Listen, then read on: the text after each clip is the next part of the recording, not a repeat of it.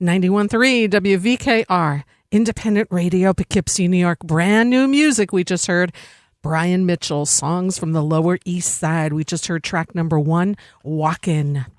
And speaking of Brian, let's get him on the line. Brian?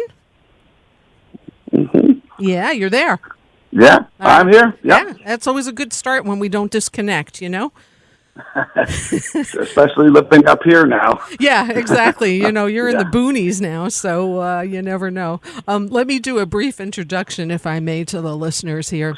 Multi-instrumentalist, vocalist, and composer Brian Mitchell has worked with countless musicians throughout his career, including Bob Dylan, B.B. King, Dolly Parton, Alan Toussaint, just to name a few.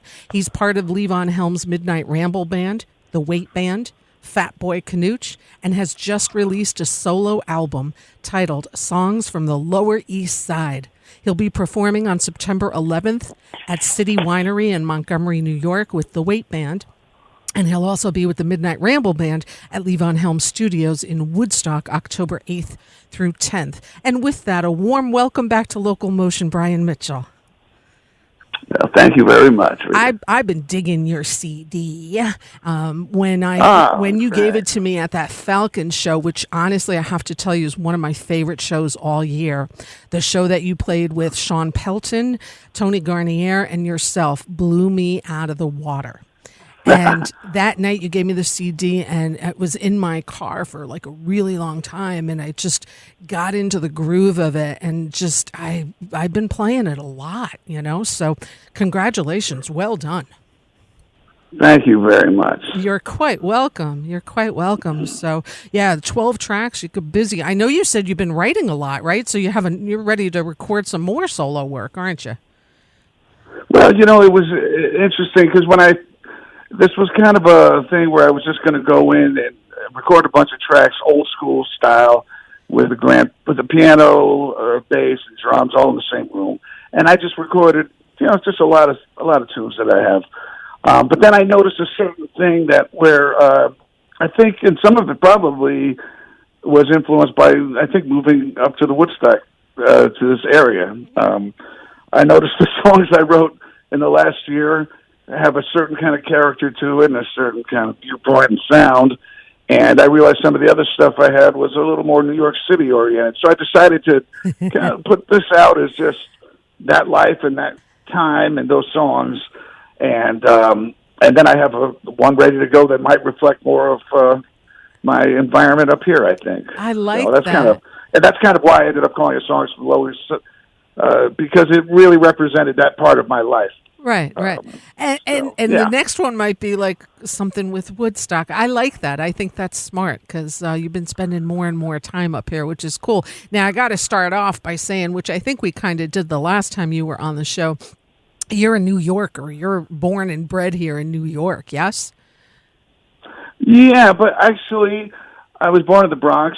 Yeah. But my family, we moved out at a certain point, so I didn't, we moved from the Bronx to Miami, Florida, Atlanta, Georgia, Austin, Texas. And no, my dad was not in the military. I guess he was a businessman, but like a Rolling Stone, if you will. He just, every once in a while, would just want to get up and go somewhere else. So I lived in a lot of different places. Yeah. So what was your favorite? What was your favorite place? Well, New York City always felt like coming home. Mm-hmm. And there were aspects of living in the South that took a little while to adjust to. And believe me, I love it. But there were certain elements of, you know, not to get all heavy, but, you know, let's say racism or certain things that, you know, of course New York City has it, but I think it was in a different way down there. So it was a little bit of an adjustment. Or even the fact that I was a New Yorker. Sometimes, but you're from New York, so you're a New Yorker, huh? And I was like, okay, I don't know. Here we go. Yeah, here we go. They always got something to say about New Yorkers, don't they? New Yorkers, yeah. New Yorkers. Yeah. And then also I went to school out in the Bay Area, San Jose State. Ah. So hey, that's where Yorma went. There's a little bit of influence from living out there. Uh-huh. Because when I was 18, I just thought I wanted to the San Francisco area.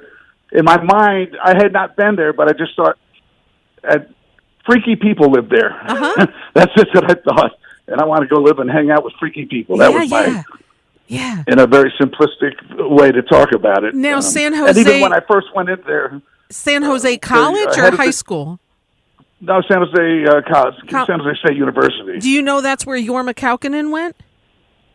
No, I never knew that. Yes. Oh, my God. The next time I see him, I will absolutely bring that up. Yeah, please do. Please do. Yeah. Anyway. My first interview was Dwight Cannon, who was a very, I would say, a strong influence for me early on. I walked in and he said, so this is about finding yourself, exploring who you are, this and that. And I said, man, I'm in the right place. They were speaking my language. How long did you hang out there? I was there for 7 or 8 years. Uh-huh. Mm-hmm. And then came back. And then I've been back in New York City ever since then. Right. And piano, your first instrument? Yes. Mm-hmm. Mm-hmm. How old? Piano, and then 8 years, probably around 8 years old. Mm-hmm. It was a combination of my mom, housewife, was playing piano just as a hobby, and then I would sit around and play around, whenever she said to play piano, I'd go sit and copy what she was doing. And then she took me to the same piano teacher, and I guess the piano teacher sort of made it miserable on her. Your young son's playing better than you. You've got to step it up. And she was like, "The hell with this." So and what were you playing? What were you playing? Like classical or classical music? Mm-hmm. Classical, yeah. Mm-hmm. And then there was another aspect that my mother was trying to. She liked the idea of music and the arts as culture for a young kid. Sure. She didn't want me hanging out in clubs and bars like her, like her brothers and the guys in the neighborhood in the Bronx. But she didn't realize that I'd end up there anyway. But she wanted you at Lincoln Center or Carnegie Hall, Yeah, I think that's more what she had in mind. Yeah. Surprise, Mama, surprise. What were you listening to, as a teenager? Well, as a teenager, piano players. Uh-huh. Elton John. Mm-hmm. Leon Russell. Oh, nice. Billy Joel. Actually, pretty much I was always attracted to anything that had piano in it. Even the Beatles stuff, I liked when they played keyboards on it. Things like that. Right. Oh, that's awesome. Yeah. That's awesome. And then I actually was, I hadn't thought about this till recently, when someone was talking about something about Beethoven, and I realized I was playing a lot of Beethoven, and I decided at that time to incorporate Beethoven and classical music into rock. Love it. Now, as a kid, I had no idea that's like progressive rock is what they would call it now. Mm-hmm. But, I thought that was some novel concept that just came to me in an egocentric kind of way. So I arranged some of the Beethoven stuff for a rock band, and I played it for my teacher, and she said, "You play like an animal." And I think she didn't mean that in a positive way. Oh, I was going to say, was that a positive comment or not so much? It much? absolutely was not. She said, I'm trying to remember the phrasing, but it was like, when you play it, you become an animal. And I was like, well, I don't see a problem with that. Yeah, isn't that what's supposed to happen? Yeah. Did you play? And actually a similar thing with even like the Beethoven, there would be areas where I found out later you improvise certain, and so I would improvise, and in a lot of the classical music you play what his improvisation was. So right, not your own. The reaction to me was like, "You should play it like Beethoven." I said, "Well, isn't that what you're supposed to bring your own thing to the table?" And they said, "You think you know better than Beethoven?" And as a kid, I was like, "Well, I don't know if I know better, but I got something to say." Right. I want to say it my way, right? Yeah. That's the weird thing with classical. It has to be each note so on. It's like, whoa. Did you play in bands in high school, or did that come more after high school? Yeah, well, when we moved to Florida, I played in like a band playing a lot of Leonard Skinner stuff. What was the name? I always like to hear bands' names. Oh man, I way can't back. even recall what the name was. But I just remember guys with their girlfriends, sitting on their shoulders with lighters up in the air, and I said, "Man, I like what this is about." So. Yeah. When did writing come into play for you? Because now you're doing a whole lot of it. Well, I've always written, but one of the things during the pandemic where I was sitting at home, I started finding boxes of cassettes that I hadn't heard for 40 years or something like that. Mm-hmm. So I have songs like when I was about 15 that I was, I guess, writing. I didn't know I was just making songs and trying to. So I've been writing since then, always, really. Right. Now, tell me about this wonderful instrument that you play so well that I love, the accordion. When did that come into play? Well, it was an impressionable time for me. I had an uncle that came and played accordion, and he would show up sometimes on a Sunday and play the accordion, and it just was an instant party. And I just remember the effect it had. Even my grandmother, who reminded me of, remember Sanford and Son, sure. That old TV show where he's always like, "Oh, this, he's a heart attack coming at any time." But my grandmother, Elizabeth, having a heart attack. So my grandmother was always about to die. She was. This might be my last day. She lived till she was like 88 or something like that. But all of a sudden, when he played accordion, she's dancing on the table with a tambourine, and I said, "The power of music." Yeah. It's so much fun. The accordion. I mean, listen, I grew up spent a lot of time in Europe and Germany, right? I mean, accordion is what I've always heard, I've never not heard it. And it just seems like such a great party atmosphere and getting people up like your grandmother, so much fun.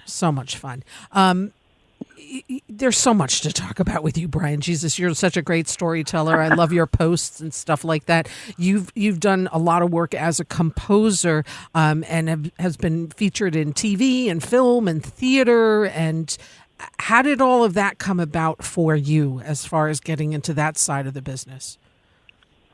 Well, I was always into different media. Mm-hmm. That's one of the things I found out looking at the boxes of cassettes, where I was doing these duo gigs with my roommate who was a poet. Mm-hmm. So I would play, and then I had another friend of mine who was a filmmaker. So I was always interacting with other artists that were interested in that kind of thing. Mm-hmm. So I did quite a bit of it when I was younger, and then I kind of fell off, and every once in a while certain things would come back.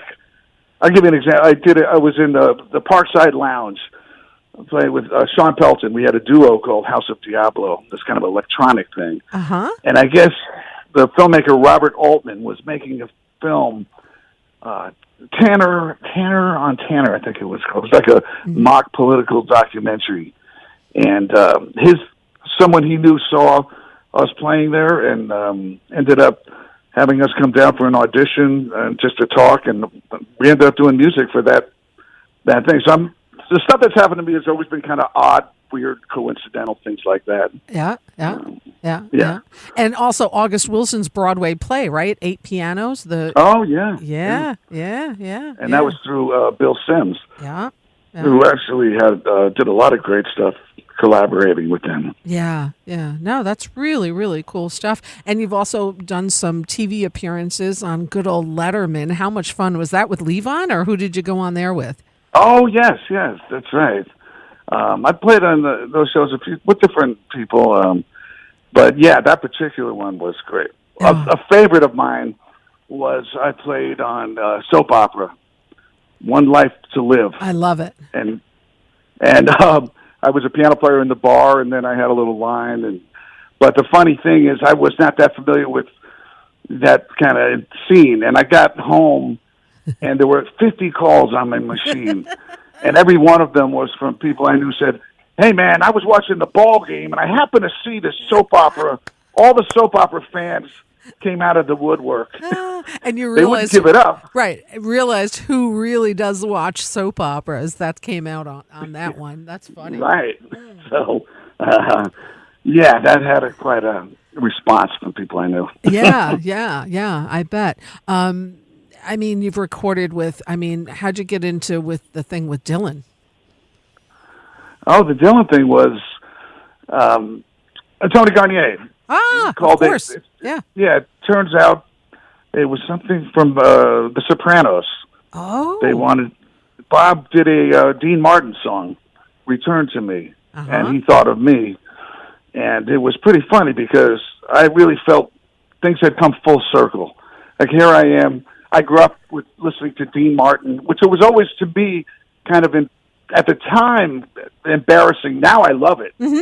But it was something back then that I thought, well, shit, I grew up listening to kind of, at the time I thought it was corny music. Like I said, now I love it. Now you love it. So right. when I had ended up doing that track, I thought, I mean, not for nothing. I said to someone and they took it like in a way that I'm not trying to boast, but I was like, I'm actually the perfect guy for that session. Yeah, you are. I'm a Dylan fanatic, right. And I do know Dean Martin music, so I felt it was a convergence. Yeah.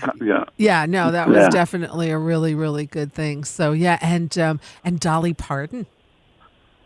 Yeah, she was straight up one of the nicest people I've ever worked with.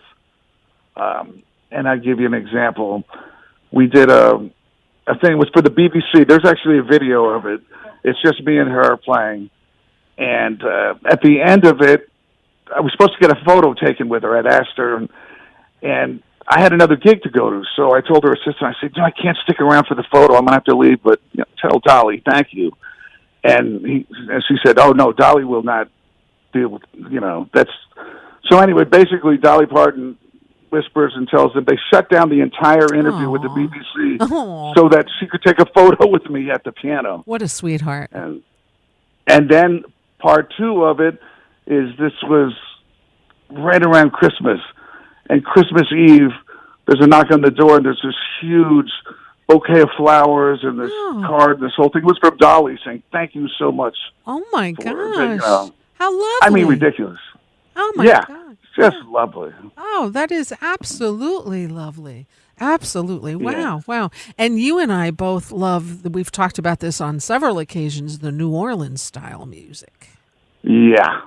Yeah. What a shame That's this like week. My spiritual second home. Yeah. Mine too. I've not been there, but I'm getting my butt down Oh, there. that's right. It's going to happen. But what a shame this week. They're really, this hurricane, right? So I know. Yeah. So hopefully they'll be able to build back. It doesn't seem like it did the damage like Katrina did, because those levees actually seem to have worked, but it's still quite a mess down there. It's going to be a while, I think, before they come back. But tell me about how you started following the New Orleans style music. I know you played with Alan Toussaint also.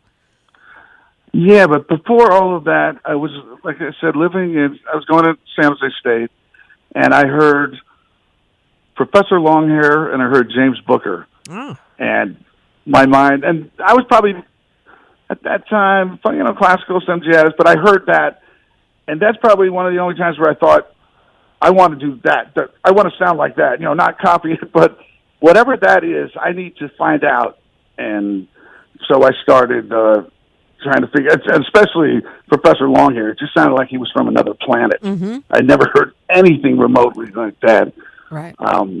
So eventually, just being just an incredible fan from listening to records, when I thought, well, I have to go down there and see what it's about. So I took a train, and the second I got off there and had the food and just the environment and the architecture, it made sense to me. Mm-hmm.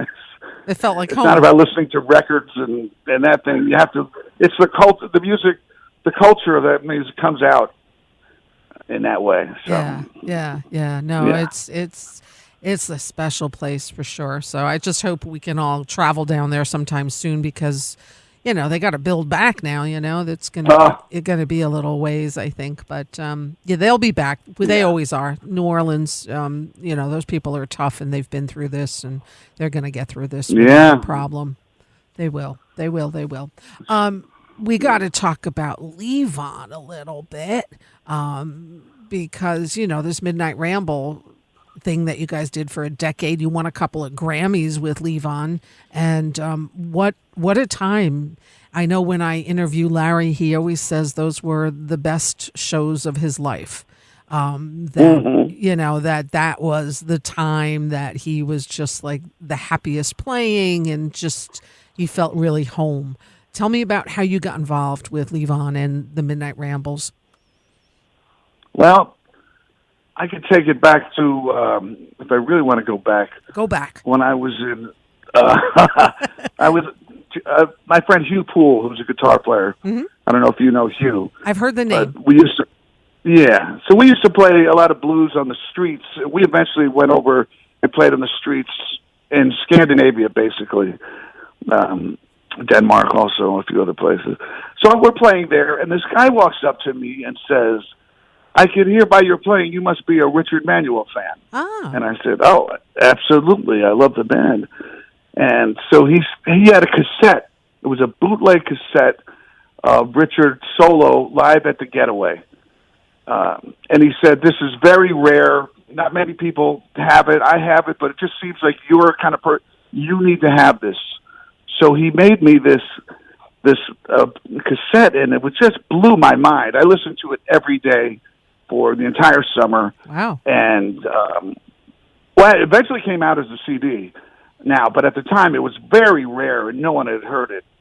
And an interesting thing is two things. One, Jim Weeder was playing guitar on it, mm-hmm. which I didn't know until later.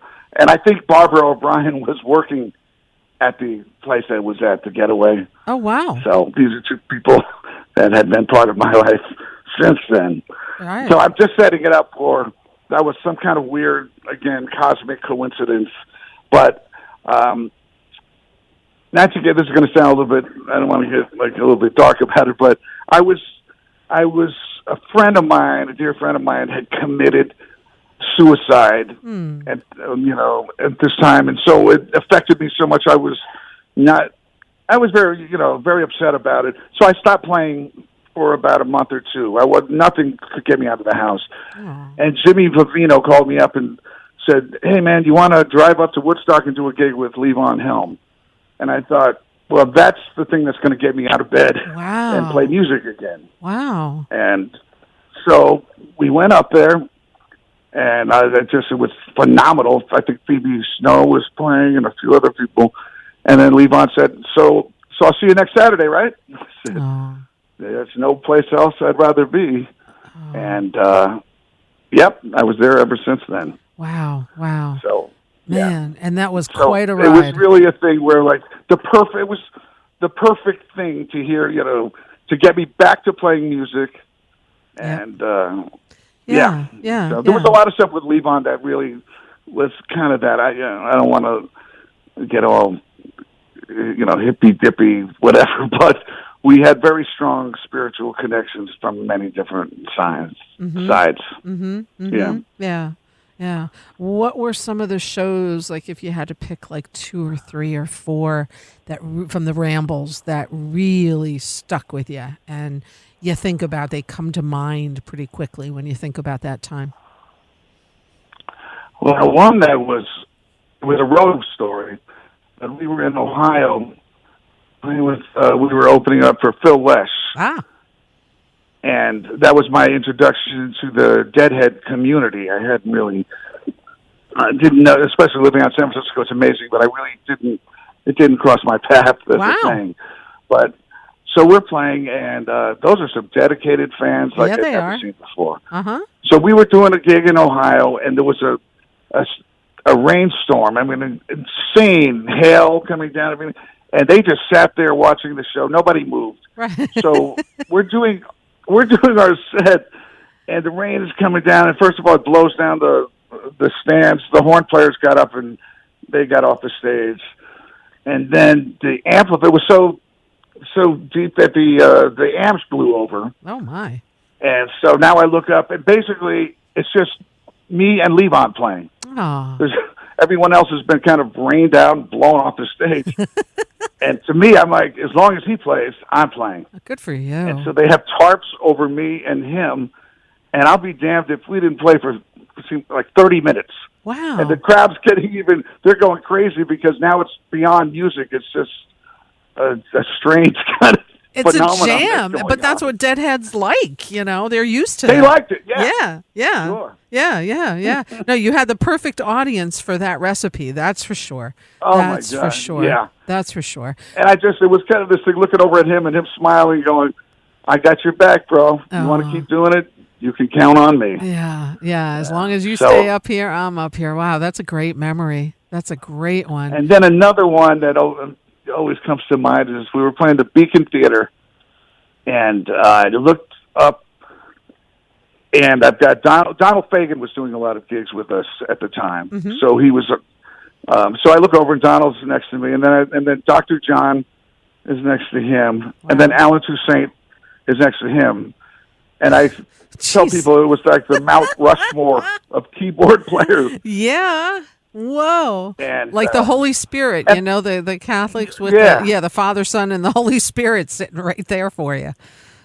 And I'm going to throw this out. If anybody out there has a photo of that, I would kill for it. Oh, man, yeah. And what year was it? What year was this? Do you remember the Beacon Theater? 2006, maybe, something like that. All right. Anybody listening, remember this. And I'm going to add one more to that. Yeah, and who else comes? Garth Hudson shows up. Oh. We'd already finished playing. He knocks on the stage door and comes in. And so add Garth Hudson to that thing. And I was like, man, life is pretty damn good. Yeah, you must have just pinched yourself a little bit and said, what? I did, Yeah. No, I don't blame you. That's like a little bit, wow. Yeah, beautiful. You played at the Ryman too, right? The Ramble at the Ryman? Yeah, beautiful. That's on video and all of that stuff too. So people want to catch up with some of those rambles that you guys did.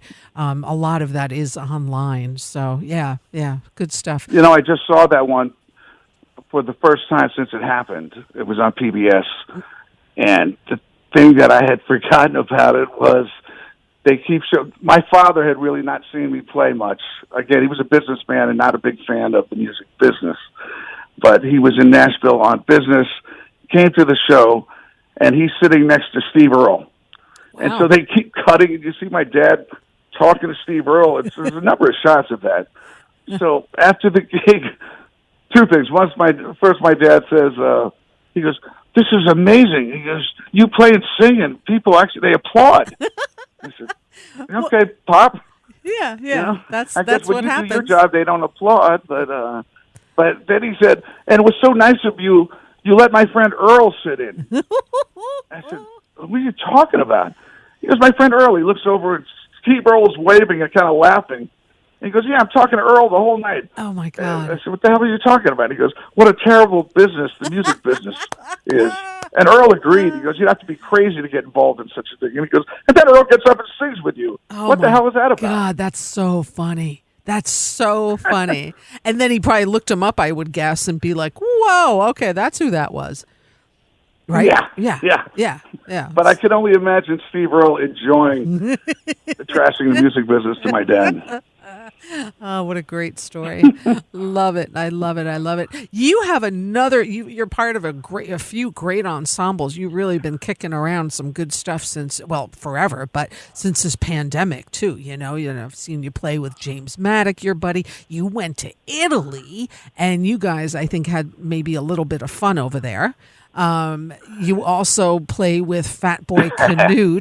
Yeah, listen to that. So I love that. So how was Italy? I mean, I saw your pictures and your posts, and it just looked as beautiful as Italy always is. But I mean, how was it like during this time? Did people come out and you met a whole bunch of new friends? Well, first of all, the previous gigs I did there, I was told that I was smiling so much that maybe it infuriated some people. I don't know. So I swore this time I would try not to smile so much, but it was unsuccessful. I was having there's just no hiding it. But the audience, they're so incredible. And because they've gone through a lot of that, they were actually, most of the gigs were outside. Mm-hmm. We would be in the square of the town. The piazza. The piazza, yes. Yeah. But they were, it was great. Everybody was masked and they were being careful, but also being Italians. They were very upfront, with the emotions. Yeah. And as I said, my mom's family's Italian. I had a guy come up to me and he goes, your family is from the south of Italy. No? I said, yeah. He goes, I look in your eyes and I see the soul of a southern Italian. I was like, go ahead, bro. Oh, man. Yeah, man. All right. They know their stuff, I tell you that. And the food they look in the eyes, and that's all they need to know. They don't need to know anything else. Yeah. That's amazing. That's amazing. Mm-hmm. Yeah. The culture over there is just like, I could live there in a heartbeat. I wouldn't have a problem living there at all. It's a beautiful, beautiful place. Yeah, cool. So you guys... Yeah, the fun thing, I was trying to speak more Italian this time around, as James was. Mm-hmm. And my only reference is the Italian that I heard in the Bronx, which is the Bronx Italian mixed with the south of Italy with the dialect from the 1940s or something like that. Yeah. So, so whatever I would talk, they would kind of laugh, and they kept saying I sound like a gangster from the south of Italy. Oh, that's awesome. I love it. Well, it looks like a really good time. I hope you guys get back there again. It's just really... Yeah, they definitely want us back. Yeah. And I think it's honestly, a combination. James and I, I love James too, and I love his music, but I'm not going to say it's a comedy act, but we get over there, we kind of play off each other. Mm-hmm, mm-hmm. And people seem to enjoy it. Although we did notice one thing, storytelling has become part of our thing, but we sometimes would forget that most of the time they had no idea what we're talking about. So whenever we get into stories, we had to all right, cut it short. Right. Yeah. So much fun. But you guys, I saw you guys play for the first time. I think it was not this past summer, but last summer, like in the height of the pandemic, you guys were outside. And I just thought you guys sounded so good together. Like it wasn't your first rodeo. You guys were definitely playing as a team and you played off each other. And it was just really good to hear you. The other band that I love that you're part of, and you got to tell us about the name because it's the coolest thing ever, Fat Boy Canoch. You guys just played at Colony this past weekend. And we're trying to actually do some recording now. We both talked about it. I love it. Step it up a little bit. You and Clark, of course. Clark Gayton. Yeah. And I met Clark in the early 90s. I was doing a Mardi Gras gig at Louisiana Bar and Grill, and I needed a tuba player. Love it. So his name came up, and so I called him, and he said, well, I think I can do it. There's some dude named Sting that wants me to play with him. I don't really, not that into shit. I don't even know if I want to do the gig, but I think I can squeeze it in before this Sting dude wants me to play with him. And so we played, and then he got on a plane and was with Sting for a year, and then Mardi Gras came around. I called him. He said, yeah, I just got back from that dude Sting, and I feel like I'd love to play some non-Sting music. So, yeah, tell me where it's at. I'm ready to go. Ready to go. Ready to go. And by the way, I enjoyed your interview with Clark so much. Oh, thank you. I did too, and it was like so fun. The two of you together are just like awesome, and then to talk to you guys individually, you guys both could write books on your own and just have so many great stories to tell. It's, I had a lot of fun. I think you were in Italy when I was talking to Clark, because I remember talking like, I wonder if Brian's tuning in. I was like, well, Italy, I don't know, but you never know. So yeah, thank you. Well, actually, it's when I got home, because I hadn't heard it, but Right. The beauty of being able to record everything. Sure. Right. You know, And so. knowing for a guy for as long as I have, and one thing, if you're a storyteller, okay, you're going to repeat a few stories. That's just the way it is. Right. But he had a few that I had never heard before, which especially the one where he's in front of Macy's, about to just pack it in, and his cousin sees him there and takes him home. I mean, I can't believe I hadn't heard that story. People have contacted me about that, and I'm not kidding you. They're like, Rita, wow, yeah. that was like life-changing. Like, oh my God, I can't believe that that guy. And I remember a work colleague said to me, who was that? I just remember that story about sitting at Macy's and all of that. And now he like follows his music and all of that. It's like, it really, that's so great. Really resonated with people. Yeah. Mm-hmm. Yeah. Good old Clark. So Fat Boy Canoe, you guys are going to record. Yeah. I love it. I think it's finally time for that to happen. Yeah, I think so. Yeah. I think so. And then I want to have the two of you on together when you do like a CD release show. Oh my God. Sure. Yeah, that would be fun. So we'll do that together when you do like a CD release show. So that'll be something to look forward to. Got any dates planned for Fat Boy Canoe? Not just right now, but we're putting some things together. Good. You'll be the first to know. Yay. Cool. I'm a fan. Now, and I'll tell you one thing. You were there. You heard Clark sing, right? At one of these gigs? Yeah. Right? Now, again, as long as I've known him, and I know I've always loved his singing, but he was always a little reticent to do it. And I've been pushing him for I don't know how many years. And it's just so great that he's finally busting it out. Yeah. He's got that beautiful voice. Beautiful voice. I've heard him sing a couple times at your CD release party at Bearsville. Yeah. And then I think it was somewhere else too. Maybe a Fat Boy at the Colony or something like that. I think it was Colony. Yeah. Because, I think that was it. But really great voice. You definitely should use it more. Yeah. He's a big Johnny Mathis fan. You got to hear that. Right? Okay. I did not know that. Okay. Yeah. See, we learn. The more you talk to people, the more you start learning, so it's cool. Yeah, that's a nice thing to bring up next time. Now, we also have to talk about The Wait, because you're a major part of that wonderful band. The Wait Band, of course, is what I'm talking about. Tell us how that all got started. Well, that was a little bit of Levon kind of passing the torch. Mm-hmm. And keep the music going. And the Midnight Ramble band is one of the things that's part of that. But the Wait Band is also part of carrying on that tradition.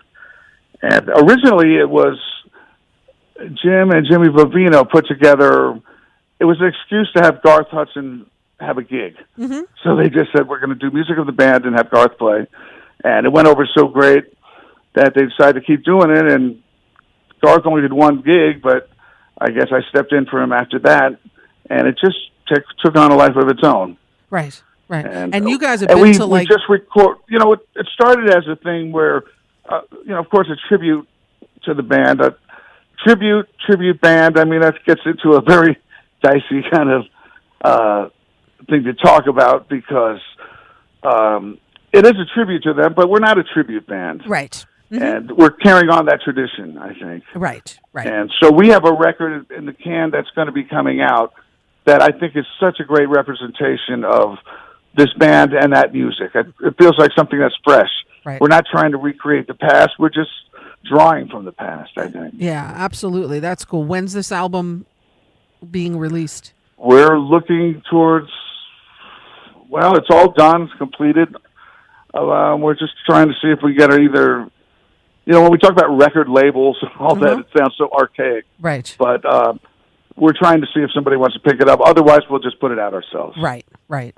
And I always suggest people to go to the website, thewaitband.com. You can always see some good YouTube tracks on there and upcoming shows and so much fun to see live. Now, I'm going. I know many others are. September 11th, you'll be at the New City Winery in the Hudson Valley, which is in Montgomery, New York. I have not been there, and I can't wait to go because it looks kind of cool. Is that an outdoor show, indoor show, or you don't know? I don't know. Okay, it is what it is. So, Yeah. City Winery, that's September 11th. Tickets available at citywinery.com/Hudson Valley. And it looks like a really cool place, you know. It's in Montgomery, so it's down by Newburgh. And, it just looks like a really cool spot. And then it looks like... Yeah, I've been looking forward to seeing it because I haven't been there either. Oh, but good. if it's anything like the other city wineries, they run it's a great organization. They treat the musicians very well. That's so always I'm looking key. forward to seeing. Yeah, that is key. That is key. And then you guys you got some dates on the books there. You got New Hampshire, you got Maine, you got North Carolina and Georgia and Tennessee. You're doing something special down there, aren't you? Well, Lella's usually better at the details of these gigs than I am. Lella, I think she's listening. I think she's listening. Yeah. Sometimes she'll ask me, and it's like, I don't know. I get in the van, I get in the truck, I get there, and I play music. Right.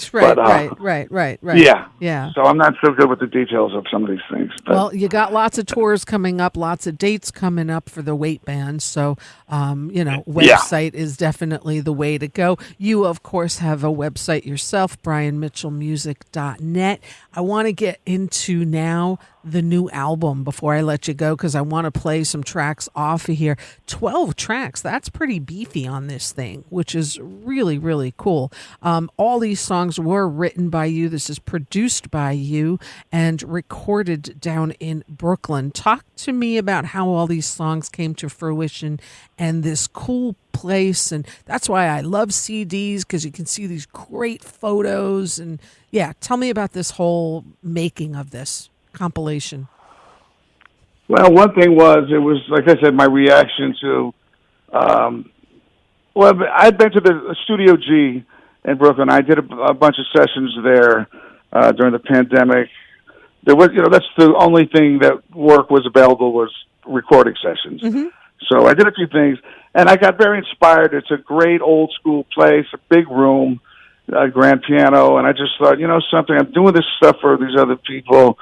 Let me do something for myself. Yeah. And I just felt like the time was right for me to just go in and record, a lot of my music. There was like 18 tracks that we recorded. Wow. And actually, I had to cut it down because I think some of the other ones are pretty good too. So, volume 2 is going to be a pretty easy thing to finish up. Yeah, because you got half of it done already. Yeah. and Brian, you've got killer musicians on this. You are on the piano, the organ, the accordion, the harmonica, the synthesizer, and vocals. So when we call you multi-instrumentalist, you truly are. Tell me about the rest of the guys on this CD with you, please. Well, Sean Pelton on drums, who plays with Saturday Night Live, who's had that gig forever, and he's probably one of the most recorded drummers that you can find anywhere. He's just on a million records. He's just crazy good. I mean, I don't even have adjectives to describe his playing. He's out of this world. I can't wait to talk to him. He's actually going to be on the show at the end of October. That's right. Yeah. I'm pretty stoked. And also Zev Katz on the bass. Uh-huh. And another thing, we were in a band called Mojo Mancini in the 90s. Uh-huh. And things like, for instance, we were a house band for like the Dolly Parton thing, many other. Well, we used to play with Roseanne Cash for a lot of years. Oh, great. We did something with Jackson Browne. So anyway, we've known each other forever. And so we were, again, when you play with somebody for that long, you just know each other. You speak a common language. Yeah. Yeah. So it's just a pleasure to work with those guys. And then Fred Wolcott on percussion for a couple of tunes that we added. So these are just dear friends that we just have such a long history together. Well, I tell you what. So that was part of it, too. It was a tribute, for,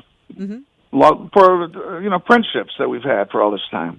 You killed it. Absolutely killed it on the CD release show at the Bearsville Theater a couple of weeks ago. That was just like, man, oh man, you had Larry Campbell up there. You were playing with Randy on drums. You had Scott Sherrard, Morale Correa. I mean, it was like, what? What? It was so good. It was so good. Was that a fun night or what? Yes, it was. Yeah. And if I may use that phrase again, it's a community of people that I've known. It was kind of like a culmination after all these years. I'm calling up old friends, and they were also gracious to play and be a part of this and show their support for my music too. Yeah. So I just felt great about that, and also to be honest, the support of the community here. Mm-hmm. I appreciate all the people that came out. You know, we had just done Camp Cripple Creek with the Wait Band. It's well, that's a whole other thing too. But that's a great community of people, and I see since moving up here, there's a community of people in the Hudson Valley that I really appreciate. I guess I didn't realize it to the extent, I played with Levon. I did it for a lot of years, but I didn't think so much, or I didn't realize it. But now that I'm up here, it's just such a great community of people that support live music. It really is. It really is. And I thought that night was that too. It was just great, a coming together of everything. Yeah. Yeah, there was a lot of love in the room that night, and like you said, Camp Cripple Creek just got over that morning, and people were just like, "Okay, let's keep going," and they were at it for 5 days, and I think we had 20 people for dinner or something. It was crazy, and and that's the kind of spirit you have here. We're really lucky here in the Hudson Valley. We really, really are. The venues that we have here are amazing, right? And sure, and I thought Lizzie's done such a great job at that place. At Bearsville. Yeah, she really has. It's beautiful. Wow, she really made it so welcoming. It's like its own little museum, and it's some good stuff. It's got some good stuff for sure. So I know you have the Wait shows coming up. That's probably what's going to take your time up, I'm guessing, for October, November. And then you've got some Midnight Ramble shows coming up at Levon's also. Mm-hmm. Yeah. Don't worry, Lela will tell you these things. So I'm going to play a couple of tracks of these. I've been playing on the show here, even to promote your Bearsville show, This Party Is Over. What else you want me to play? I'm going to let you be the DJ of what you want me to play off your new release, Songs from the Lower East Side. The first 4 or 5 tunes, you can just play them straight through. Okay, that's what I'll do. Tango and Smoke, Bad Attitude. Oh, yeah. Oh, good stuff. I highly encourage people. I like buying music directly from the artist. I know there's a lot of people that don't do CDs, but if you do, go to brianmitchellmusic.net and also go to Bandcamp. That helps the artists more than if you go to some of the major streaming platforms. So, support live music, people. Go see them when you can. I know City Winery is they do this COVID protocol, and so everybody's being as safe as possible. Bearsville Theater did for your show as well. So, go support live music. It's been a rough year for musicians and venues, so I always try to encourage people to support the best they can. So... yeah. Sure. Yeah. So we'll do that. So, Brian, I am going to play a couple of these tracks. I will look forward to seeing you on the 11th. I want to hear that Fat Boy Canoe release when it comes out. We have you and Clark on together. That'll be fun. That sounds like that'll be a ball. So count me in. Leave me with one more story, and then I'll let you go, about any one of these bands that you've been in, or anything that, I don't know, any fun experience you want to share with us.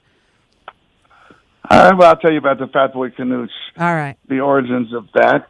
Clark and I are at some bar on the Lower East Side, and MTV was on, and they were showing, it was one of their old comedy bits, and they called it the Hippometer. And they would show like a guitar player, and the hippometer would be at 10, and then bass, and the drummer, and it's at 9, and then 8, and so forth. And then it gets down to 1, and it's the accordion. And so people around me are laughing, of course. And then there's a little bit of a pause, and then point 5 is the tuba. So Clark and I looked at each other. We are absolutely at the bottom of the hippometer. The hell with this. We're forming a band right now. Right here it is. And so that was the origins of our Fat Boy Canoes. And the name came by at the time was because he said there was a nickname for the tuba they call Fat Boy. I don't know where that came from. And actually, I knew that some people call the accordion the Canoots, squeeze box. And also it means a woman's... derriere. Yes. So seems like the combination of all that seemed to be appropriate. So that thus was born Fat Boy Canoes. I love it. This is going to be a great album with you two. I can't wait to see the pictures you guys come up with on a CD that you release. Start thinking about that now. Clark is a hell of a photographer too. He is. You've ever seen his stuff. Absolutely. Yeah. His Instagram photos and on Facebook as well. So yeah, he's a really good photographer. When he travels the world with like Springsteen or something, he goes into these back alleys and has like the best photos. So really good stuff. So. Yeah, sure. he's quite talented. So, Brian, it's always a pleasure talking with you. Thank you so much for your time. I'm going to keep playing some tracks off of this, and I'll see you next weekend at City Winery, my friend. Thank you so much for having me on. Oh, absolutely. Thank you for the music that you're giving the world. Keep doing what you're doing. We need more of this now more than ever. So thank you for what you do in music. And I'll see you soon. And give Lela a big hug for me when you see her again. I'll do that. All right, Thank Brian. you. Have a good one. Thank you. Take care. Bye. That's Brian Mitchell here on 91.3 WVKR Independent Radio, Poughkeepsie, New York. It is 4:57 p.m. I'm your host, Rita Ryan. We're going to play some more music of Brian Mitchell's. This is off this new release we were just discussing called Songs from the Lower East Side. Let's play This Party Is Over right now, right here on 91.3 WVKR.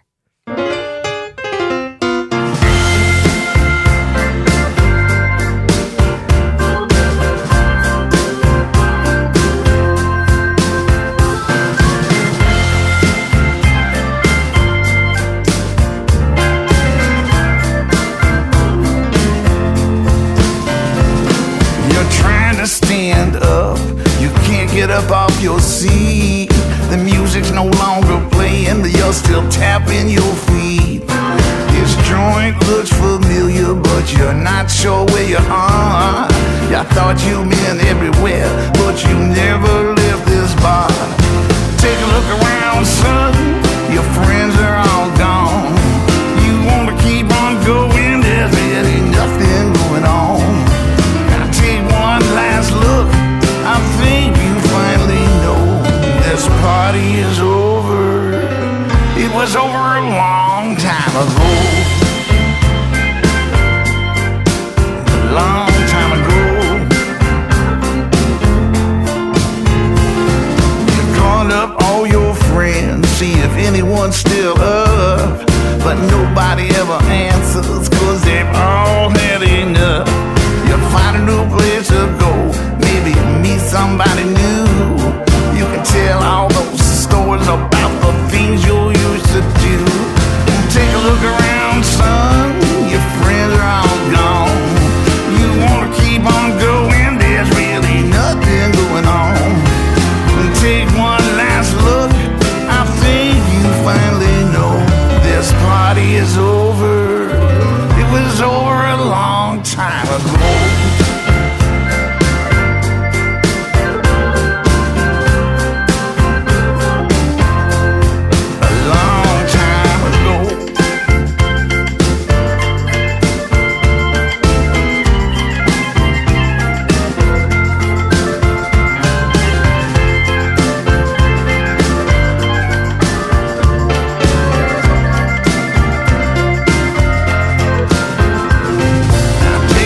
Into the mirror, tell me, what do you see?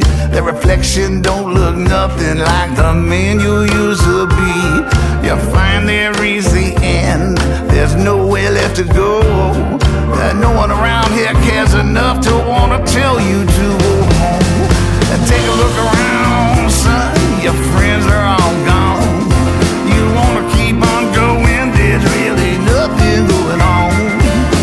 Take one last look, I think you finally know this party is over.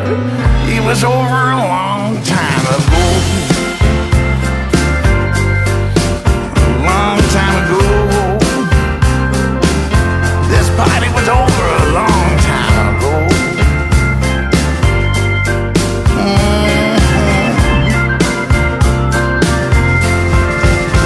It's time to go.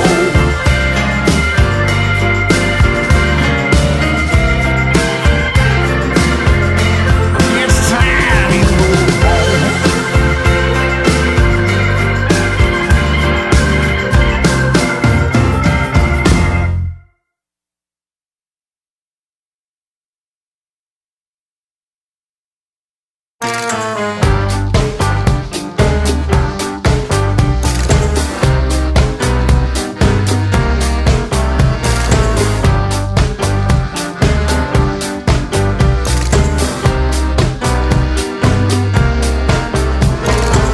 It's getting late, you don't wanna go.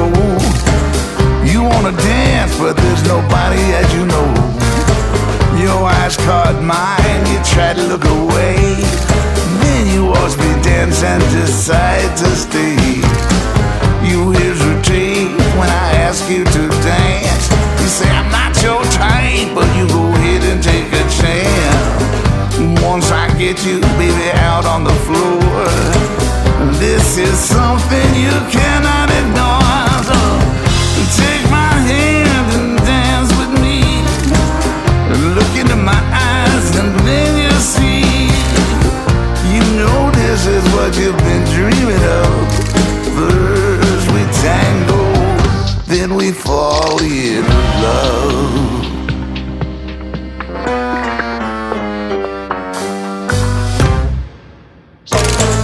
You're used to being with a different kind of man, one who gives you diamonds, furs, anything you demand. You think I look like some kind of criminal, not the kind of man that you thought you could love. You tell yourself it's just for one night. You go back to all the men that always wait for you in line, but only now do you begin to understand. They can't dance with you the way I can. Take my hand and dance with me. Look into my eyes and then you'll see. You know this is what you've been dreaming of. First we tango, then we fall in love.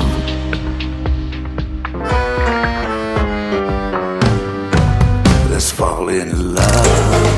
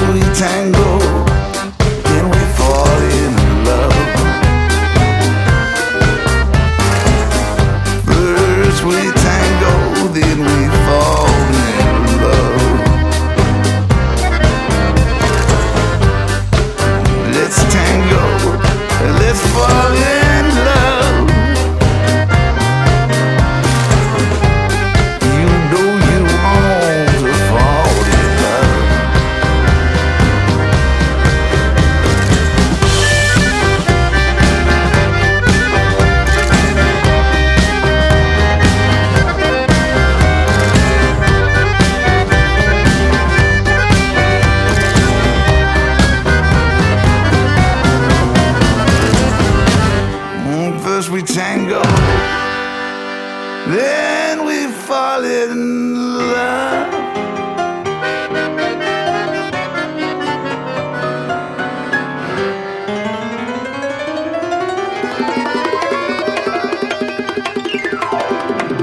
Let's fall in love.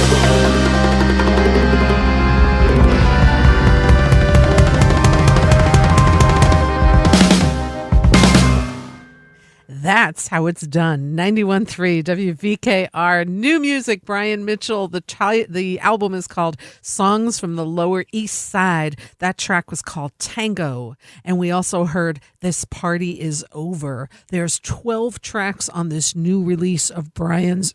You can visit his website at brianmitchellmusic.net. He's also got a Facebook music page, under Brian Mitchell Music, as well as Instagram. So much fun. And also check out the Weight Band and, Fat Boy Canoe and Midnight Ramble, and just an amazing career and a hell of a musician and a great guy. So lots of fun talking with Brian as always, and we're going to play more of his music at the end of the show. So it is 5:07. I'm your host, Rita Ryan, here with LocalMotion until 6 o'clock today. I want to tell you it's very rare, but next Wednesday, I will not be having a guest because it is our annual WVKR Pledge Drive. It is starting next week on Tuesday, the 7th, the day after Labor Day. So during my show next week from 4 to 6 p.m., we will be asking you, yes, you, the listeners out there, to make a pledge. We only do it once a year. We don't do it more than that at all. It's once a year. We ask for the public to help support this non-commercial, completely independent radio station. So you can donate with a credit card online. You're going to give us a call here, and we have some really cool premiums to offer you this year. You're going to be able to look at, if you're following WVKR on social media, you can take a look, and I'll be uploading stuff on the LocalMotion Facebook page as well. So we've got some cool stickers and T-shirts and tote bags and masks and all kinds of great stuff. And we really, really appreciate the listeners' support. We do amazing with this pledge drive every single year. And, it's really, you guys always step up to the plate as far as the community is concerned. So we appreciate that for sure. We'll tell you more about that and where to call in. But next week here on LocalMotion, there will be no guest because we are doing the pledge drive. So now we're going to keep the music flowing here. Here was my guest from last week. I want to give her a spin again. Dana Kurtz. She'll be performing this weekend at Town Crier in Beacon. Let's take a listen to Dana Kurtz right here, right now on 91.3 WVKR, Independent Radio, Poughkeepsie.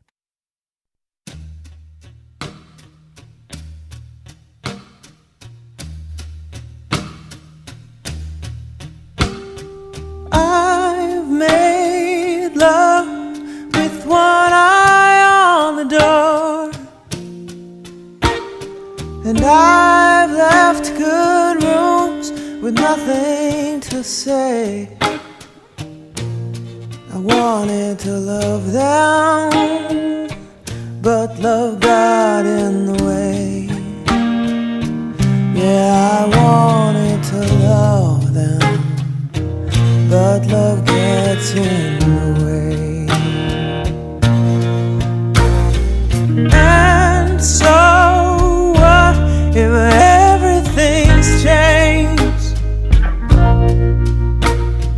And so what if I've held out for more? I'm all wild in places I wasn't before.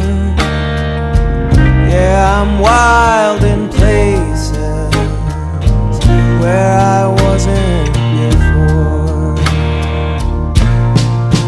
So come on and make a mess of me.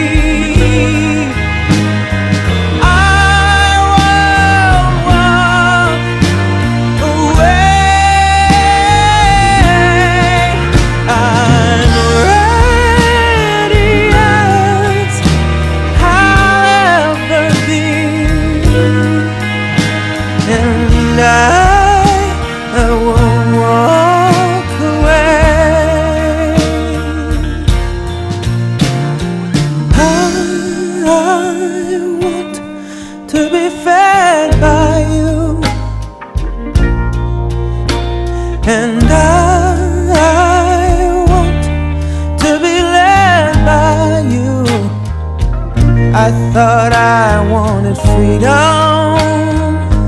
but love got in the way. I went looking for freedom, but love got in the way. So come on and make a mess of me.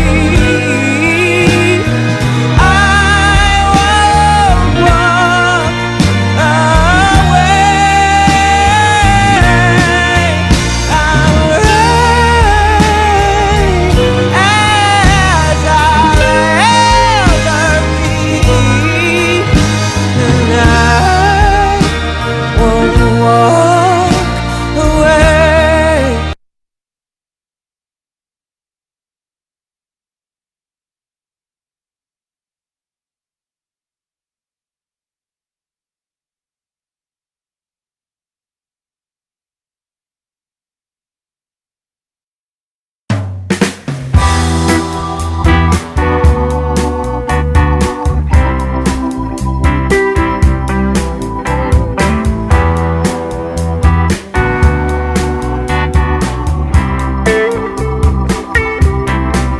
When I was up, you would always come around. But when I needed a friend, you could never be found. There's a hole where my heart used to be. I wouldn't treat a dog the way you treated me. I wouldn't do it, baby. Times were good, hey, your loving was the same. But when the going got rough, you hardly knew my name.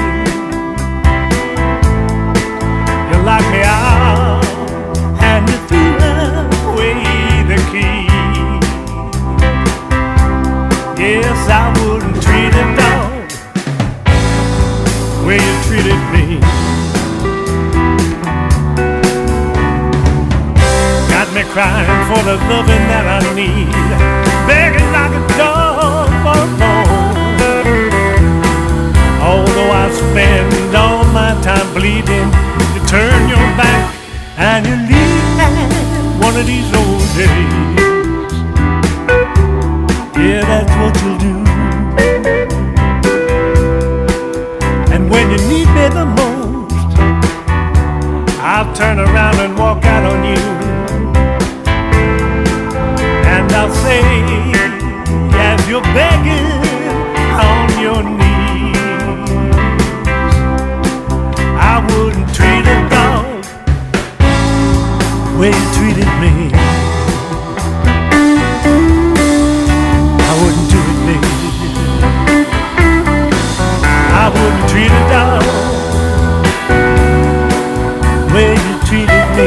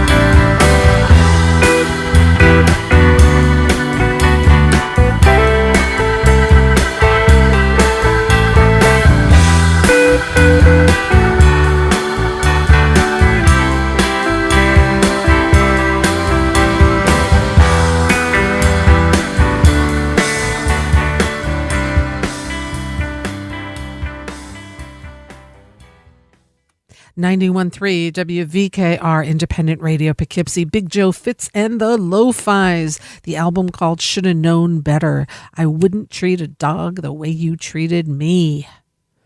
That's it. BigJoeFitz.com. He was supposed to play tonight at Keegan Ailes, but weather kind of getting in the way of that. So tonight's gig at Keegan Ailes is canceled, but you can go see Big Joe Fitz next week inside at the Falcon in Marlborough. Next Thursday, September 9th. You can make reservations by going to liveatthefalcon.com. See Big Joe Fitz there next Thursday, September 9th. We also heard from Dana Kurtz, her single Love Gets in the Way. She'll be performing this Saturday at Town Crier on the main stage with Maya Sharp. That's Saturday, towncrier.com for tickets and information. It was a delight speaking with Dana last week. If you missed that interview or today's interview or any interview here on LocalMotion, you can check out my YouTube channel and subscribe to it. And it's Rita Ryan LocalMotion on 91.3 WVKR, also on Spotify. You can subscribe there. So if you miss anything, it's all uploaded. So, what else? We're going to keep the music spinning here. This gentleman will be performing on the 11th at Levon's and on the 3rd this Friday at the Falcon. Let's take a listen to brand new music by the one and only Mr. Scott Sherrard right here, right now on 91.3 WVKR.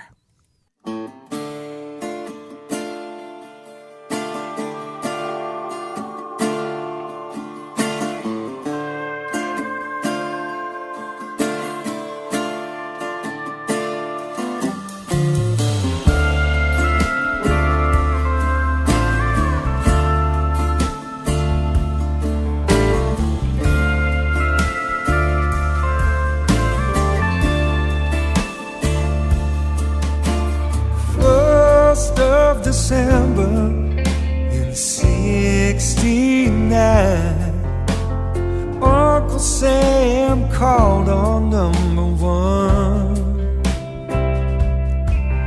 In Detroit the guitars rang and the children sang, but a cruel winter was sure to come. Boys, they had a band, thought they'd try their hand. The music worked its way into their souls. But when his number came, life was never the same. As the first boy was shipped off to get his gun.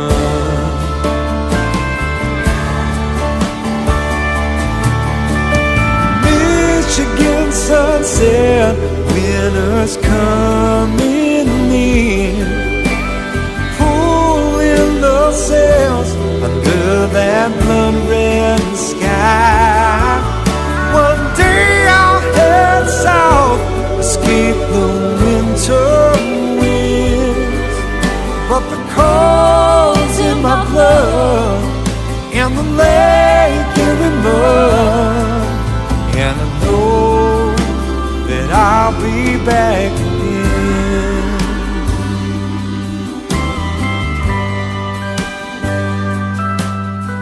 His confidence would swell, he'd fight this living hell, but he refused to carry a gun. He'd face the front line down with the medic's pack in hand, convinced that all men are born as one.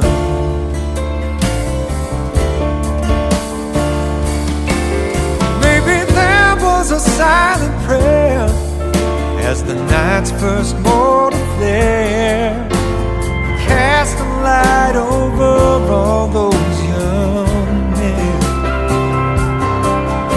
So very far from home, across the world all alone, he wished for one more night on the lake again.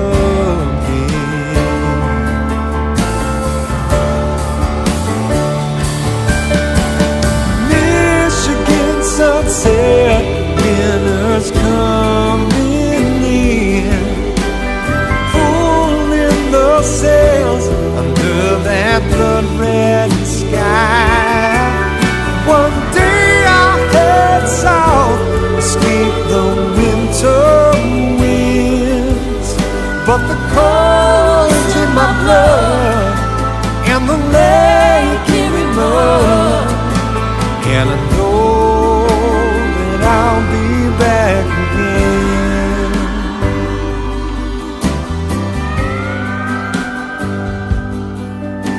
He lay there and he dreamed, as brutal as it seemed, as he felt his own warm blood soak through his hands. It happened so fast, this breath would be his last, and his company began to fall back.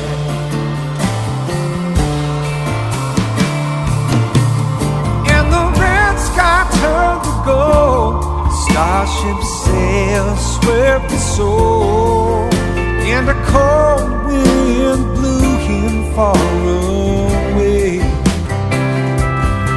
While back home a baby cried with tear-filled blue eyes to carry on towards a brand new day.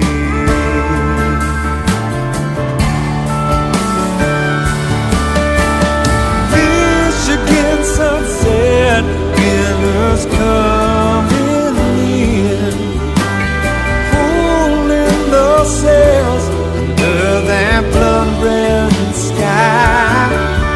One day I'll head south, escape the winter wind, but the cold's in my blood and the lake giving mud, and I know that I'll be back again. I said I know that I'll be back again.